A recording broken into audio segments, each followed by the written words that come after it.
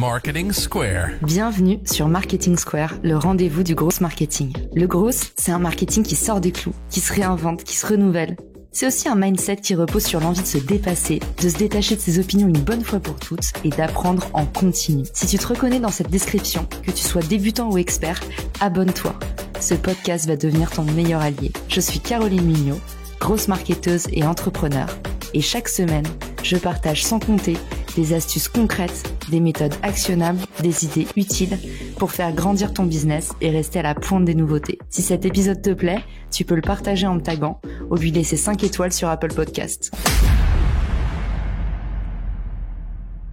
Bonjour à tous et bienvenue dans l'épisode du jour de Marketing Square. Aujourd'hui, j'ai le plaisir de recevoir Guillaume Giraudet qui va nous parler SEO et en particulier Google My Business. Salut Guillaume, comment ça va ? Salut Caro, écoute, ça va bien ? Je suis ravie de te recevoir aujourd'hui. On a fait une room ce matin sur Clubhouse et quelqu'un nous a posé des questions extrêmement pertinentes sur comment optimiser Google My Business. Ça m'a donné envie de t'inviter dans la foulée pour que tu nous livres un petit peu les tips actionnables qui vont permettre à tous ceux qui nous écoutent de performer davantage sur cette plateforme. Alors pour commencer, c'est pour qui Google My Business ? À qui ça s'adresse ? Est-ce qu'il y a vraiment des résultats pour tout le monde ? Ouais, en fait, c'est vraiment une stratégie. En fait, c'est partie de ce qu'on appelle le SEO local. Ça fait partie intégrante de cette stratégie-là. C'est-à-dire, dès que tu commences à avoir un établissement, physique ou non, si tu veux, sur ça, mais ce qui est important, c'est de se dire, j'ai une présence locale. Il y a une étude qui avait sorti qu'il y avait quand même 40% des recherches mondiales qui étaient axées avec du coup une recherche locale sur ça. Donc effectivement, le local fait partie de nos vies. On se met à chercher un restaurant, on se met à chercher une agence marketing, voilà, c'est vraiment très important d'avoir cette notion de réflexion sur comment j'ai une empreinte locale. Donc on a des actions qu'on effectue sur son site, bien sûr, pour optimiser son SEO local. Et évidemment, on peut se servir de l'outil gratuit, du coup Google My Business. Et là, il y a pas mal de choses à faire. Et malheureusement, c'est pas vraiment très optimisé tout le temps. Et du coup, certaines personnes loupent comme ça des impressions, loupent cette recherche justement sur des mots-clés, non pas sur leur nom de marque, mais bien sur leur métier, leur cœur de métier qui leur apporterait du coup des prospects ou au moins une bonne visibilité. Mais alors du coup, concrètement, Guillaume, ça s'adresse qu'aux gens qui ont une distribution physique, si j'ai bien compris, puisqu'on parle de localisation.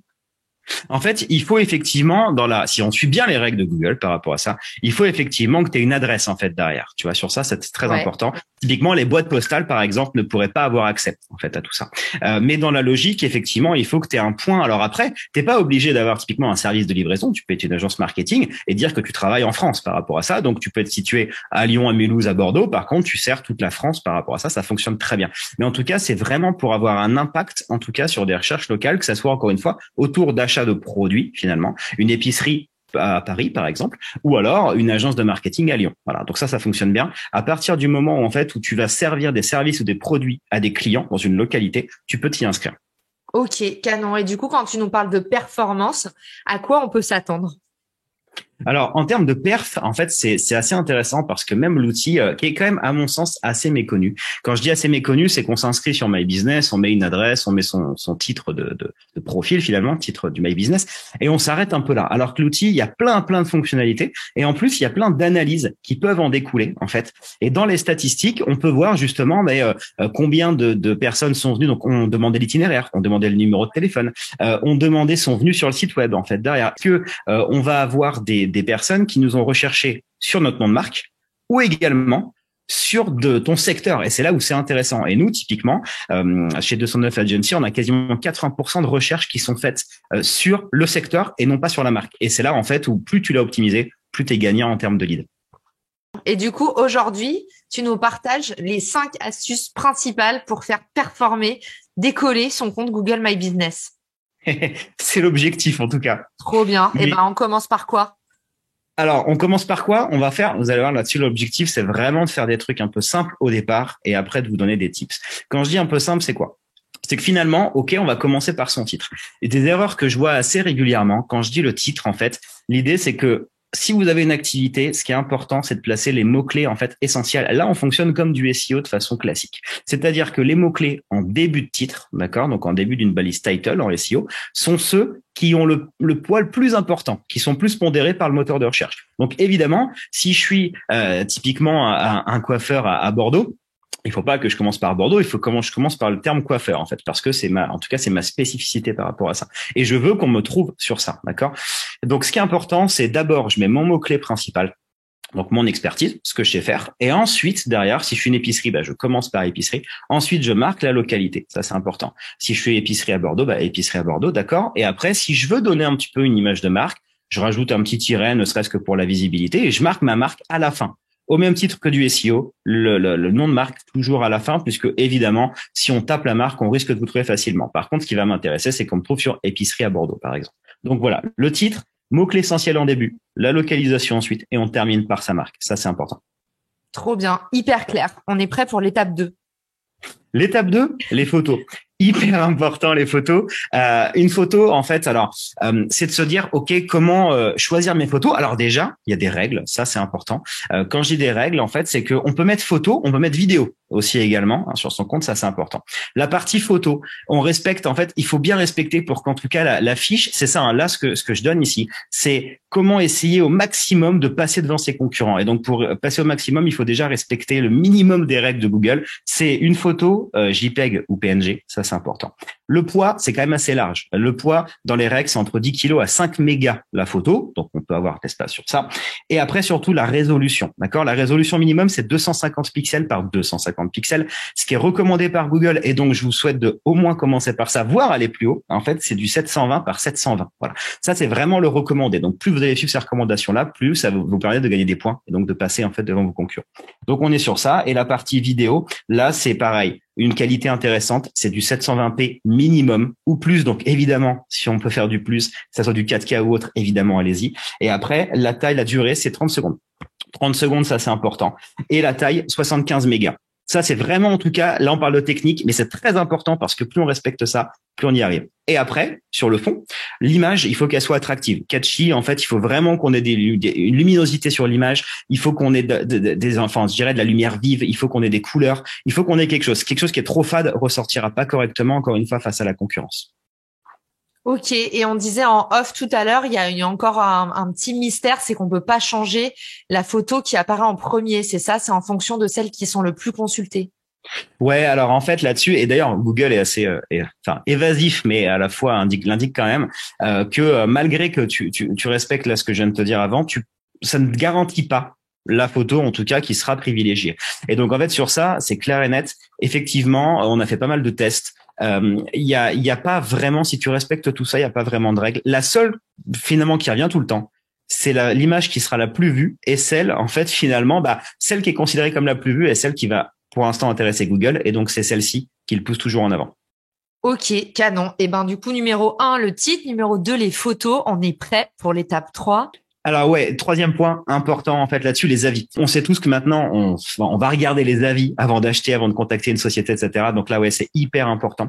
Les avis, le but évidemment, plus vous en avez, il y a quand même un ratio à avoir quanti-quali, mais ce qui est sûr, c'est que c'est important surtout d'un point de vue sémantique aussi pour votre fiche, d'avoir des avis qui sont optimisés sur les mots-clés. Tout à l'heure, je parlais de l'épicerie à Bordeaux par exemple. Aucun intérêt quasiment d'avoir un avis qui dit les produits sont excellents. Pourquoi pas? Mais quelqu'un qui va dire ah ouais, les produits de cette épicerie sont excellents, j'ai goûté les jambons, c'est voilà, on est vraiment sur quelque chose de qualité. Là on a des choses qui sont ultra intéressantes.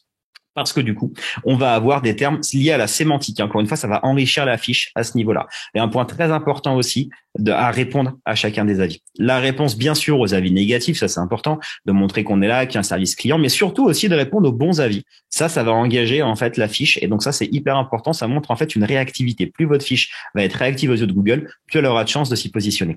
En plus, c'est, j'imagine, une chance inouïe de faire revenir le client en leur disant la prochaine fois que vous venez, on vous offre moins 10%. Enfin, on peut s'en servir finalement pour faire un peu comme du retargeting de ces commentaires. Ouais, tu peux en fait engager. Tu peux engager effectivement. Et même, tu vois, il y a une autre catégorie qui est la partie information. Il y a beaucoup d'infos qu'on peut remplir sur My Business et qui sont pas assez exploitées. Déjà sur My Business, quand on arrive, on sélectionne sa catégorie. Alors un petit conseil que je peux donner quand on sait pas trop dans laquelle on se situe, c'est d'aller voir sa concurrence. Quand vous tapez vos concurrents, en tout cas, et leur fiche ressort, c'est marqué leur catégorie principale, d'accord? Donc potentiellement, vous y êtes aussi. Donc prenez cette catégorie-là.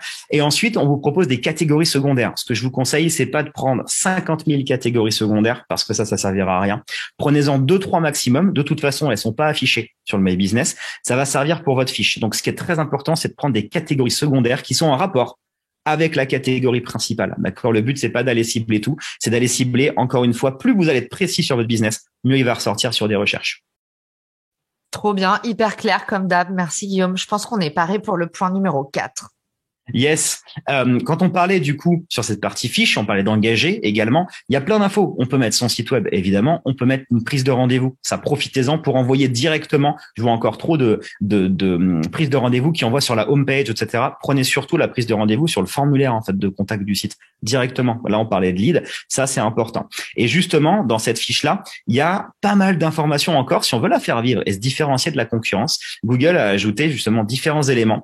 On peut mettre des posts, c'est-à-dire que dès qu'il y a des articles qui sont rédigés, on peut les mettre en avant directement via la fiche My Business et ça va ressortir juste en dessous de toutes ces informations-là. Ça, c'est important. Ça sert déjà à montrer que la boîte, il y a des éléments qui évoluent. Donc ça, pour les posts, quand il y a des articles, mais également si vous vendez des produits, en fait, sur ça. Je parlais de mon épicerie tout à l'heure. Aucun intérêt de mettre mes 40 produits. Par contre, mes 5-6 produits phares, j'arrive là pour la fin de l'année, je vais vendre par exemple sur les dindes, etc. Je les mets en avant en fait, ces produits-là, les marrons, etc. Ça, je mets en avant, les bûches de Noël, je mets en avant. En fait, le but, c'est vraiment de s'en servir comme un corner en magasin. On va s'en servir pour montrer ces produits phares, puisqu'on peut envoyer avec un lien directement vers la page produit. Donc là, on engage encore plus vers l'achat et vers le lead si on est une société de service, puisqu'on peut mettre en avant également des produits, mais des produits en fait de service. Et pour bien préciser cette partie-là, en organique à 100%, quand on dit en organique, ça veut dire que c'est vraiment non payant. C'est un canal non payant, Google My Business. Exactement. My Business, toutes les optimisations qui sont faites dessus sont complètement gratuites, en tout cas. Et c'est là où c'est intéressant en termes, bien sûr, de retour sur investissement. Trop bien. C'est déjà le dernier point. Yes. Le dernier point, alors c'est un petit bonus, je dirais, sur ça. En fait, c'est important. Si vous voulez encore une fois, un bonus que je vais diviser en 3 parties. La première, c'est important, si vous envisagez de lancer un business, commencez d'ores et déjà à créer cette fiche-là. En fait, pourquoi? C'est qu'il y a l'ancienneté des fiches My Business qui est ultra importante. Je vous dis ça, en fait, parce que nous, on l'a fait, en tout cas, en tant qu'agence de référencement sur Bordeaux, on n'a pas bougé depuis le lancement, depuis 2015. Pourquoi? Parce que la fiche, sur nos mots-clés principaux, en tout cas, elle est toujours présente, elle a une ancienneté, et pour le moteur, ça, c'est important d'avoir cette ancienneté-là. Un point qui est important aussi, ce que je vous invite à faire, Google aime bien quand on met en avant ses services. Donc, sur vos pages de contact, n'hésitez pas à intégrer votre petite Maps. On peut intégrer une map, justement, liée à ces services. N'hésitez pas à l'intégrer. Déjà, Google sera au courant parce qu'il est notifié via son API. Mais surtout, ça met en avant votre fiche, en fait, à ce niveau-là. En tout cas, votre présence sur la partie Maps. Donc ça, et puis, autre astuce également, et ça, c'est plus d'un point de vue SEO. Mais si vous voulez, en fait, aider une page à mieux se positionner, une page qui est pas forcément indexée de votre site, j'entends, n'hésitez pas à mettre cette Maps-là, parce qu'avec pas mal de tests qui ont été effectués, ça aide la page à être indexée parce que Google, en fait, voit un de ses services à l'intérieur. Donc, forcément, il va venir voir la page. Et donc, s'il avait du mal à l'indexer ou s'il la connaissait pas, il la verra beaucoup plus facilement. Ok, donc Google est égoïste comme tous les autres finalement. Disons qu'il tire la couverture. Ok, top. Merci Guillaume pour les tips ultra concrets. Donc, en résumé, on pourrait dire, est-ce que tu peux récapituler les 5 points, mon Guigui? Ouais. Si on part sur les points principaux, le titre, mots-clés essentiels en début, suivi de la localité derrière.